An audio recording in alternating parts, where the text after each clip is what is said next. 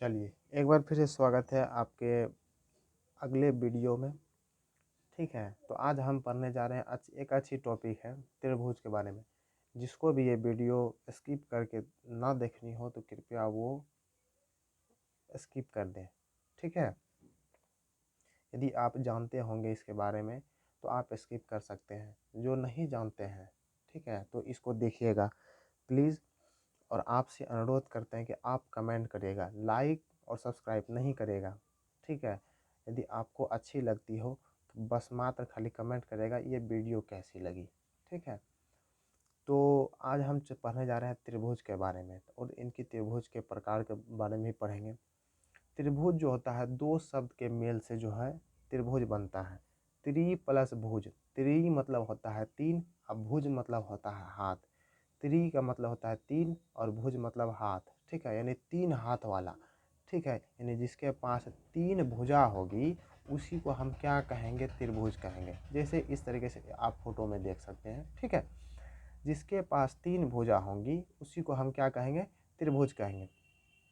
Clear है, तो आप इस तरीके से परिभाषा याद कर सकते हैं। तीन भुजा वाले आकृति को जो है क्या कहेंगे, हम त्रिभुज कहेंगे। चलिए, त्रिभुज के अब इसमें प्रकार होते हैं। त्रिभुज को दो प्रकार के जो है दो भागों में बांटा गया है। सबसे पहला प्रकार है भुजा की लंबाई के आधार पर। ठीक है, भुजा की लंबाई के आधार पर त्रिभुज के तीन भेद होते हैं, तीन प्रकार होते हैं। और दूसरा क्या है, कोण की माप के आधार पर। इस पार्ट में जो है इस वीडियो के पार्ट में जो हम सिर्फ देखेंगे भुजा की लंबाई के आधार पर जो है त्रिभुज के कौन कौन प्रकार होते हैं, इसके क्या परिभाषा होंगे, तो ये आज हम सीखने का प्रयास करेंगे। ठीक है, तो चलिए, सबसे पहला हो जाता है त्रिभुज की लंबाई के आधार पर।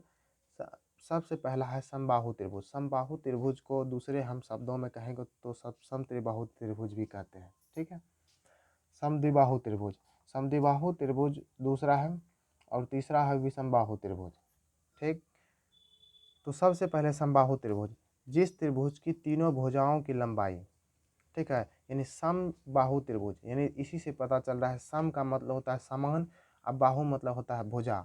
ठीक है, जिसकी सभी भुजा समान होंगी उसी को हम क्या कहेंगे, समबाहु त्रिभुज कहेंगे। तो इस तरीके से इसका परिभाषा भी लिख दिए हम। जिस त्रिभुज की तीनों भुजाओं की लंबाई समान हो तो उसको क्या कहेंगे, हम समबाहु त्रिभुज कहेंगे। क्लियर है, जैसे देखिए यहाँ पर एक पिक्चर भी बनाया है त्रिभुज का, समबाहु त्रिभुज में। ठीक है, तो एक कोण जो है, ठीक है, यहाँ पर जो बनेगा जो, ठीक है, इसकी दोनों भुजा भी जो होगी क्या होगी, बराबर होंगी। ठीक है, सॉरी, तीनों भुजा, त्रिभुज की तीनों भुजाएं बराबर होंगी।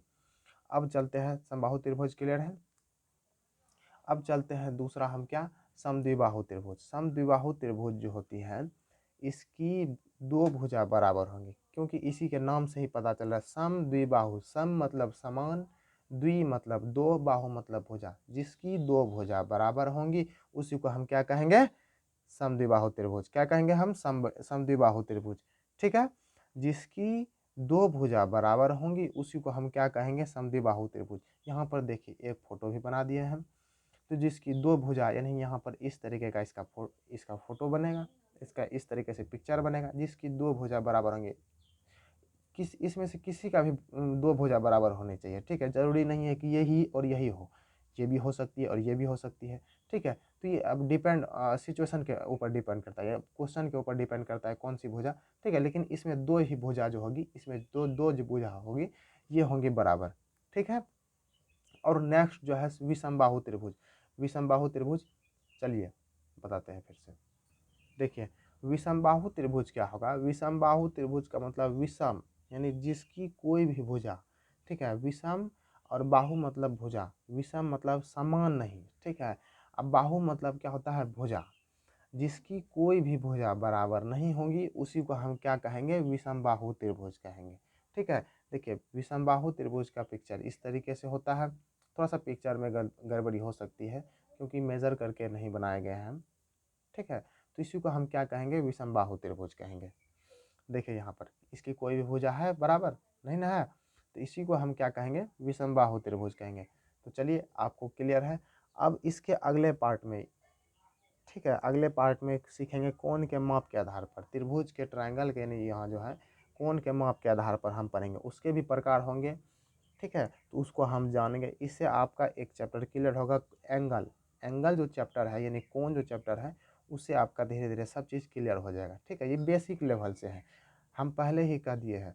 जिसको नहीं देखना हो तो कृपया आप ये वीडियो स्किप कर सकते हैं यदि आपको पता हो तो। जिसको नहीं पता हो तो कृपया आप देख सकते हैं, ये आपकी इच्छा पर है। ठीक है, तो मिलते हैं अगले वीडियो में, अगले इसके नेक्स्ट पार्ट में। धन्यवाद।